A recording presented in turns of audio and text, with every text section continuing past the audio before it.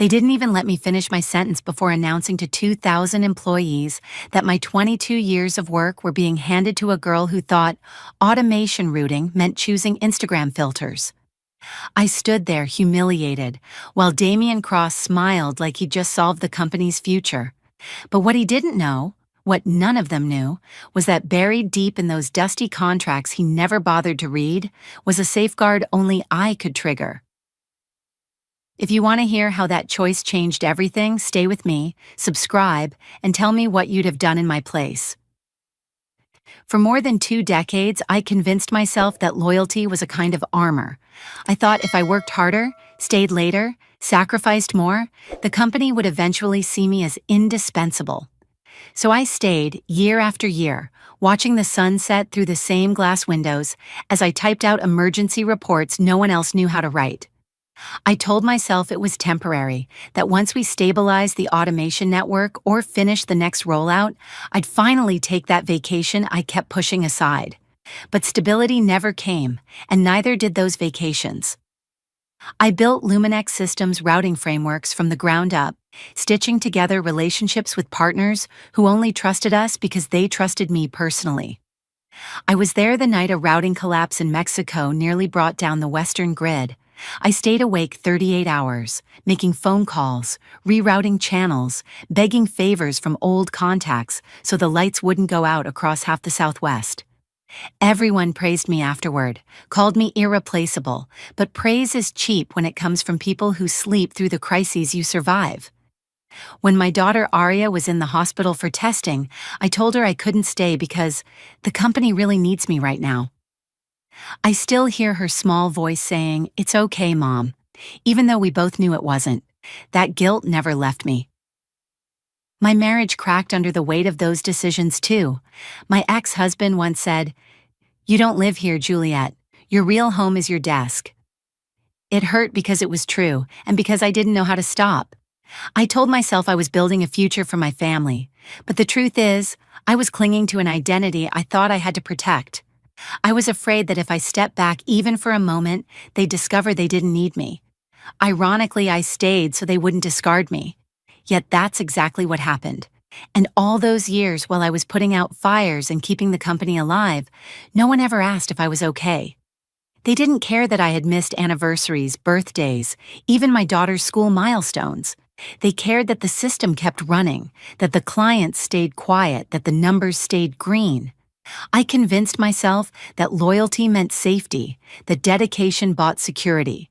But I learned the hard way that companies don't love you back. They'll applaud you on Monday and replace you by Wednesday with someone younger, cheaper, or more photogenic. Still, even with all the cracks forming in my life, I kept giving them everything I had, believing that if I just proved myself one more time, it would finally matter. And maybe that's why the betrayal hit so hard. I wasn't blindsided because they didn't value me. I was blindsided because after 22 years, I still expected them to. What I didn't expect was that all those years of sacrifice, all that quiet endurance, would eventually become the very foundation of their downfall, and the beginning of my rise. The announcement came without warning. One moment I was reviewing the final diagnostics for our new routing sequence, and the next, my screen froze as every monitor in the building switched to the company-wide livestream. Damian Cross stood center stage in the atrium, cameras positioned around him, employees crowding the railing on every floor. He wore that smug half-smile, the kind that had fooled investors for years, but never fooled the people who actually kept this place alive. I didn't know I was about to become the spectacle. "We're moving Luminex into a new era," he said, stretching the words like he was delivering some historic address. "And that means new leadership." At first, I assumed he was announcing a reshuffle among the VPs. I even scanned the room for the usual suspects, people who might have been quietly gunning for a promotion. But then the spotlight shifted, literally to my right. Chloe Cross, his 23-year-old niece, walked out in a crisp white suit that still had the department store creases in it, waving like she was stepping onto a red carpet. She positioned herself next to Damian, her grin widening as the cameras flashed. I felt my stomach tighten. Chloe wasn't just unqualified, she was the definition of unqualified. Her most notable achievement was going viral for filming a day-in-the-life vlog where she accidentally referred to an Ethernet port as a charging square. And now here she was, waving to 2,000 employees as if she'd built everything I'd spent 22 years protecting. Damien glanced at his tablet, then said the words that drained every ounce of warmth from the room. Effective immediately, Juliette Rowan will be transitioning out of her leadership role. Chloe will assume responsibility for innovation strategy and systems direction. My name echoed through the atrium like a punch. A murmur swept through the crowd. Questions, disbelief, stifled gasps. I saw people glance at each other, at me, at Damien, trying to understand what they had just heard. Chloe stepped forward, grabbed a microphone, and chirped, "Innovation needs fresh energy, and I'm so excited to bring a modern vision to this place." Fresh energy. That's what they were calling it now.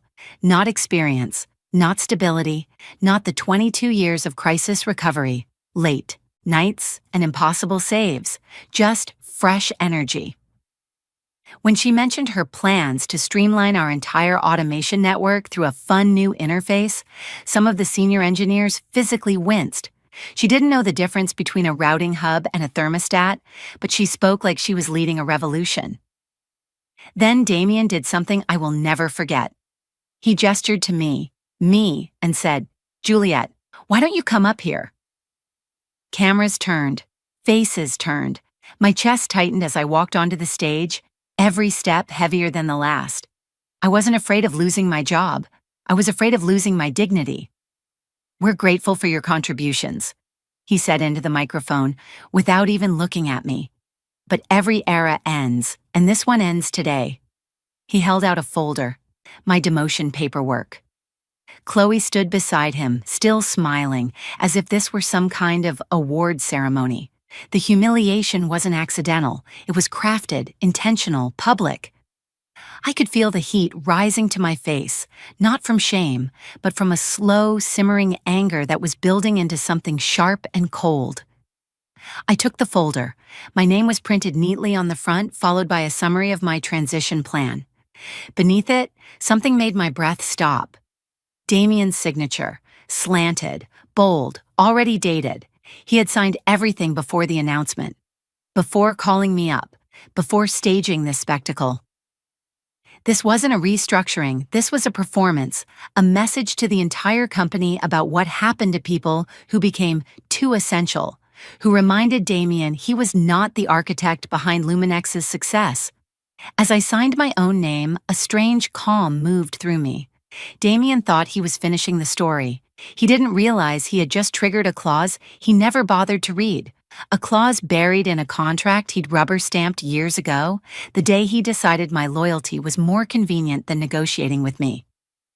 He dismissed me on stage, but in that moment, he handed me something far more valuable than a title. He handed me the beginning of his downfall. When the live stream cut off and people drifted back to their desks, the building felt colder than I had ever known it. The applause Chloe demanded before the cameras shut down still echoed faintly in the air, rehearsed claps fading into an uncomfortable quiet as reality settled in. I walked off that stage with the folder tucked under my arm, not because I accepted their version of my future, but because I needed space to think.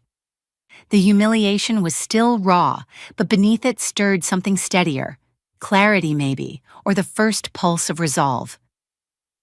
As I made my way to my office, conversations died the moment I stepped near. Some people looked at me with pity, others with fear, all of them unsure whether comforting me would make them next in line for the chopping block.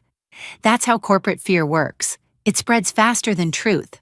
I opened my office door and paused, taking in the room I had spent more nights in than my own home. My jacket still hung over the back of my chair. A half-eaten protein bar sat on top of a stack of reports. The small lamp in the corner still glowed softly, exactly the way I had left it during the long hours of reviewing diagnostics.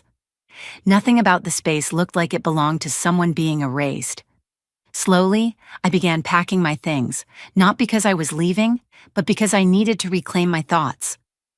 My hands moved on their own, mementos, photos, notebooks, not rushed, not frantic. The rhythm was almost meditative. Every object was a memory of what I had endured and what I had built. A senior analyst lingered at my door, pretending to look for something in a supply cabinet. He kept glancing over like he wanted to say something, but didn't dare step inside. After a long moment, he whispered, We don't know what to do without you." I didn't respond, not because I was trying to be cold, but because the truth was painful. Neither did they. When the last item was placed in the box, I reached for my ID badge. It was just plastic, yet for years it had symbolized access, trust, authority. I pressed it against my palm, wondering if Damien had already disabled it. I walked to the elevator, took a breath, and tapped the badge against the scanner. A sharp beep, then a bright green message on the screen. Access granted. A tiny, involuntary laugh escaped me. Damien had staged an entire spectacle about replacing me, but he hadn't bothered to remove the woman who built the entire access system from the system itself. It was almost poetic. I stepped into the elevator and descended to the lobby. As I walked out of the building with my box, passers-by didn't see a woman who had just been publicly stripped of her position. They saw an employee leaving for the day, but inside me, something was shifting, aligning itself with a truth I'd ignored for far too long. Loyalty had blinded me, but betrayal had done the opposite. It had awakened me. Outside, the sun felt sharper, the air colder. My phone buzzed in my pocket. A message from an old colleague who had been with me during one of our worst crises years ago. 6 words, simple, quiet, true. She won't last a week, everyone knows. I stared at that message for a long moment, not because it surprised me, but because it confirmed what I had sensed in the way people looked at Chloe. They all recognized the same cracks Damien refused to acknowledge. They knew what I knew. You can't replace the architect of a system with someone who only understands it as a backdrop for selfies. I slipped my phone into my pocket and began walking home. I wasn't defeated. I wasn't broken. I was patient. And patience, when paired with truth, is far more dangerous than anger. The story Damien thought he ended wasn't ending at all. It was only beginning. By the next morning, I knew the fallout had already begun. Not because anyone told me, but because chaos has a familiar rhythm. I'd lived through enough near collapses to recognize the warning signs, even from a distance. And this time, I wasn't the one patching holes. I was the one watching the structure strain under the weight of its own arrogance. While I brewed my coffee, my inbox pinged with a message from a longtime partner in Arizona titled Urgent Authorization Failure. I didn't open it. I didn't need to. The subject line alone told me everything. Only one thing could cause that failure: the cryptographic keys embedded in the routing framework, the ones tied directly to my identity. I sat by the window and let the coffee warm my hands as the city slowly brightened. The first domino had tipped. At Luminex, meanwhile, Chloe was trying to establish herself as the face of modern innovation. The same young woman who once asked me if routers needed to be watered now stood in meeting rooms trying to explain systems she couldn't pronounce, let alone operate. Later, an engineer forwarded me a clip of her attempting to describe our Western grid redundancy structure to a room full of experts. She used words like sparkly, streamlined vibe, and fun interface. Not a single technical term landed where it should. Not one. The silence in the room after she finished was the kind that only happens when professionals are trying very hard not to offend a powerful person's relative. The cameras had stopped rolling, but the embarrassment lingered. Damien, of course, insisted she was thinking outside the box. He didn't realize the box was the only thing keeping his empire upright. Around noon, a second message hit my inbox, this time from a partner in Vancouver. Operations paused. System rejecting new command strings. Says origin verification missing and can you advise? Again, I didn't answer. My phone buzzed with texts, each one highlighting a new fracture. Chloe froze during briefing. No one knows protocol structure. We need your override token. What's happening? The truth was simple. The system wasn't failing. It was doing exactly what it was designed to do. Without the original innovator's authentication, the automation network locked itself down. I had built that safeguard years ago after watching Luminex mishandle a crisis we barely survived. I never imagined it would be triggered by nepotism, but here we were. Meanwhile, Chloe strutted through the building as if she were starring in her own documentary. Every hallway became her stage. Every workstation became a backdrop. She snapped photos in the labs, twirled in the testing bay, leaned dramatically against server racks she wasn't supposed to touch. Employees exchanged glances behind her back, not admiration, not respect, but a shared fear wrapped in disbelief. They knew she had no idea what she was doing. Worse, they knew Damien would rather praise her than admit he had made the biggest mistake of his career. That afternoon, someone leaked one of Chloe's posts to the staff-wide group chat, a photo of her lounging in the executive suite with the caption, "Running world-class systems is so exhausting, coffee break." The comments thread went silent. People weren't laughing, they were scared. The third message in my inbox arrived at 4:17 p.m. from a partner in the UK. "Complete halt. Refusing all incoming commands. Requires original architect. Is that you?" I set my mug down and watched a flock of birds scatter above the skyline. The company that once consumed my life was now unraveling in less than 24 hours without me. Not because I sabotaged anything, not because I wished it harm, but because it had always been held together by relationships, knowledge, and trust they could not steal, imitate, or replace. Chloe could parade through the halls all she wanted. Damien could call it progress, but the cracks were no longer cracks. They were fault lines, and they were spreading fast. By dawn the next day, the tension that had been building behind Luminex's doors erupted into a full-blown operational collapse. I didn't need an insider to tell me. The signs were everywhere. News alerts pinged across my phone, industry forums lit up with speculation, and partner networks, usually quiet unless something was burning, suddenly pulsed with frantic messages demanding clarity. The first headline hit at 6:42 a.m. Regional automation delays across multiple hubs, Luminex silent. I watched it appear on my feed while spreading jam on toast, the absurd normalcy of the act almost making me laugh. For 22 years, I had been the one dragging myself out of bed to fix crises before the world woke up. Now I was simply observing, coffee in hand, as the crisis multiplied without me. By 8 a.m., the Vancouver hub had declared a full operational freeze, and Mexico City reported a critical routing collapse. Without the authentication keys embedded in my original framework, the ones bound to my identity, the system treated every new command as unauthorized. It wasn't a malfunction. It was a locked door responding exactly as programmed. I hadn't sabotaged a thing. Damien had fired the only person who had the key. Inside the company, panic spread faster than facts. An old colleague called me. Accidentally, I think. I could hear shouting in the background, people talking over each other, papers rustling, and the constant chirping of alarms. Someone yelled, "We're losing the West Grid." Another shouted, "Who authorized the protocol shift? It won't accept anything." The call abruptly disconnected.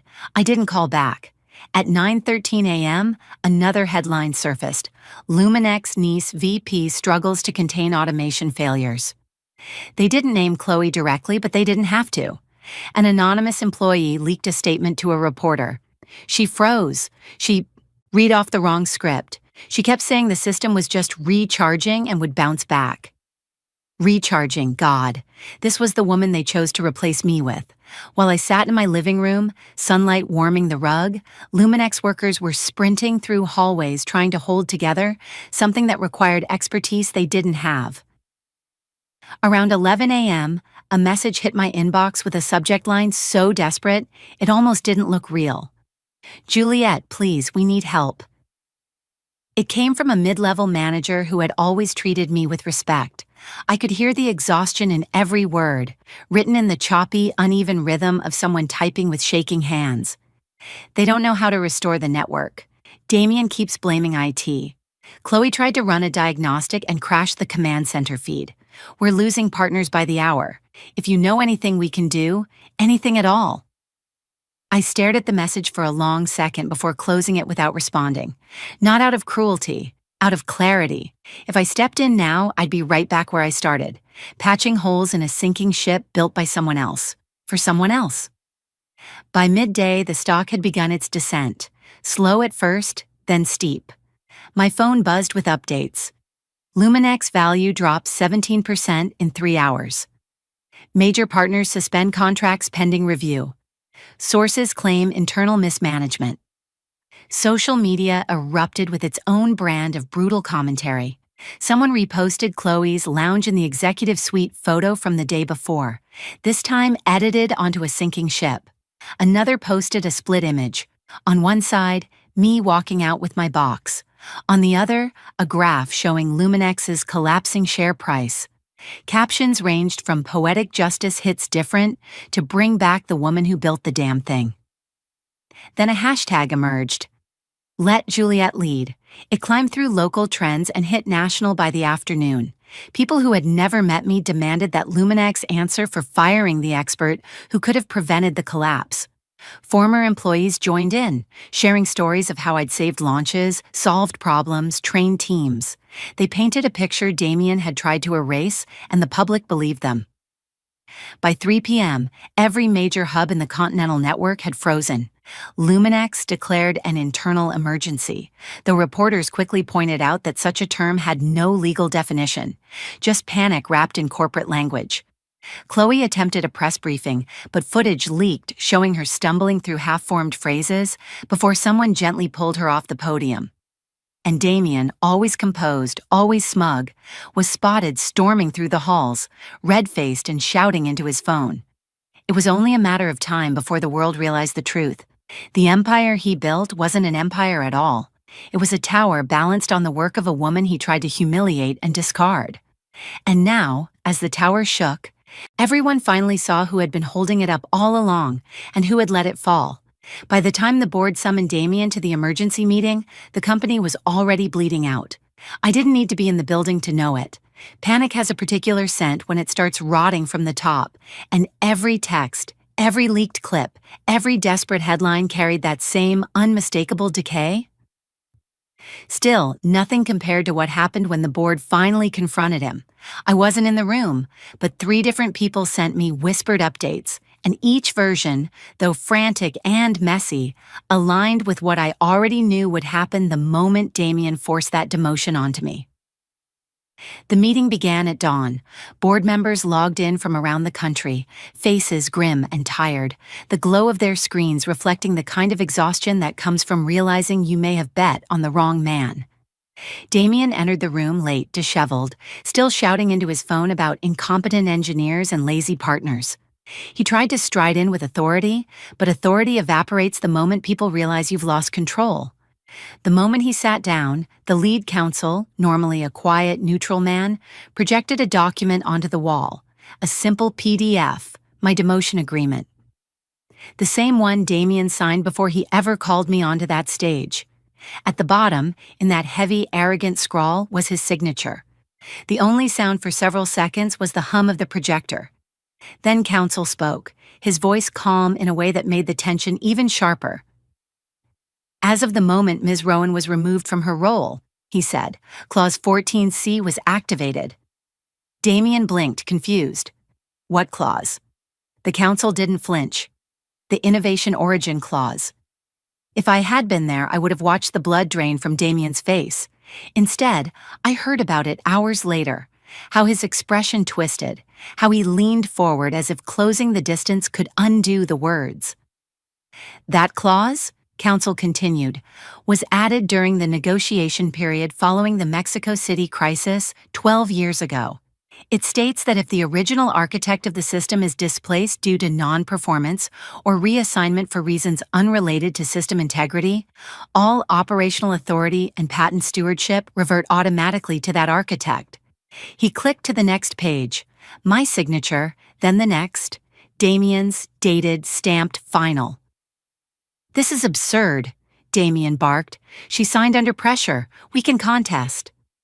Counsel shook his head once.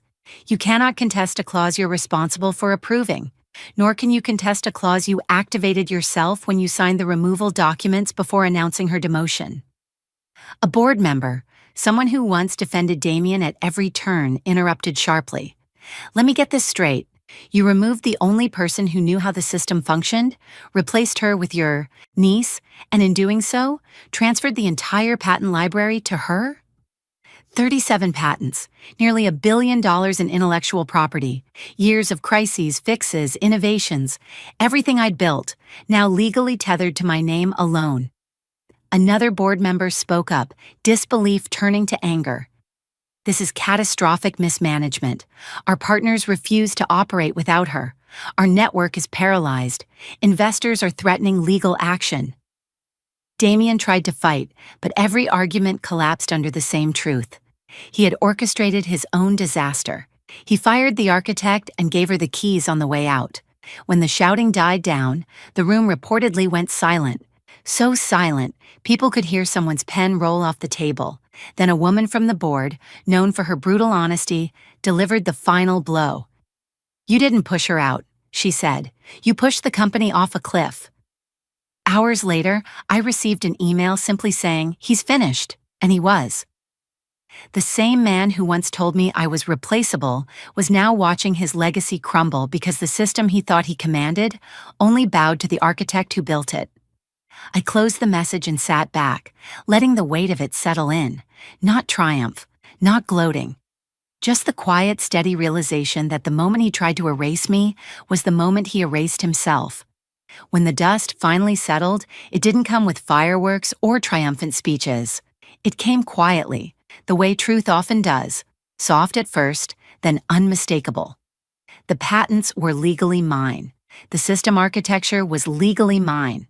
And the company that once swallowed 22 years of my life was now publicly acknowledging that it couldn't survive without the woman it tried to discard. But instead of marching back through Luminex's doors to rescue them, I did something no one expected, not even me. I walked away. The first days felt strange. I wasn't used to silence, to mornings without alarms or messages demanding immediate fixes. I kept waiting for the familiar weight of crisis to grip my chest. It didn't. Instead, opportunities found me before I even had time to search for them. Partners who once spoke to me only through executives now reached out directly, offering collaboration, consulting roles, and chances to build systems on terms I controlled, not ones dictated by men who measured worth in youth and buzzwords. I rented a modest office downtown, nothing flashy, just a bright corner suite with windows that caught morning light. On my first day there, I placed a new plaque on the desk, Juliet Rowan, Chief Architect. It wasn't the title Luminex gave me, it was the one I had earned long before they learned how badly they needed me. The world moved quickly after Damien's fall. He resigned under pressure from the board, disappearing from headlines as fast as he had flooded them. Chloe vanished from social media entirely, her influencer empire crumbling under the weight of ridicule. People moved on, but not before learning a lesson Damien never understood. Leadership isn't inherited, it's built. As for me, I didn't chase revenge. I didn't need to. Revenge had unfolded naturally, set in motion by someone too arrogant to imagine a world where the woman he underestimated held more power than he could fathom. The only part of my life that truly mattered waited for me at home. My daughter, Arya, noticed the change before I said a word. I wasn't glued to my phone. I wasn't drained or distracted. I was present. When she hugged me, really hugged me, I realized how much of her childhood I had missed chasing the approval of people incapable of giving it. "You seem lighter," she said one evening as we made dinner together. "Like you can finally breathe." She was right. I finally understood the difference between building something for someone who will throw you away and building something for yourself. My story didn't end in a boardroom or a courtroom or a collapse. It ended the moment I chose myself. And if you've ever been overlooked, undervalued, or replaced by someone who didn't earn what you bled for, trust me, your story isn't over either. Tell me your thoughts, subscribe if the story speaks to you, and stay with me. The next chapter is only just beginning. When I look back on everything that happened, the lesson that stays with me is this. Loyalty means nothing to people who treat human beings like replaceable parts. I spent years believing that hard work guaranteed safety, that sacrifice built respect, that showing up on every dark night meant someone would show up for me in return. It doesn't work that way. Not in corporate life, not in relationships, not anywhere power outweighs principle. What I learned is that boundaries are not signs of weakness. They're signs of self-worth. And sometimes the most powerful revenge isn't a dramatic confrontation. It's the quiet refusal to keep bleeding for people who wouldn't offer you a Band-Aid. Americans know this feeling well. The burnout, the overtime no one appreciates, the fear that if you stop pushing, someone younger and cheaper will take your place. But this story taught me that expertise, integrity, and experience can't be copied or replaced by shortcuts. And the real victory wasn't watching the company fall apart without me. It was realizing I didn't need to be part of it to be whole. Forgiveness didn't mean pretending the betrayal never happened. It meant freeing myself from the need for their validation. Silence was the sharpest knife I ever used, not to wound them, but to cut myself loose. If you're facing something similar, start small. Take one step to protect your energy. Set a boundary, update your resume, reconnect with someone who sees your value, or simply rest without guilt. You don't have to burn everything down to walk away from the fire. If this story speaks to you, tell me your thoughts in the comments. Share it with someone who needs it, and subscribe so you never miss the next chapter.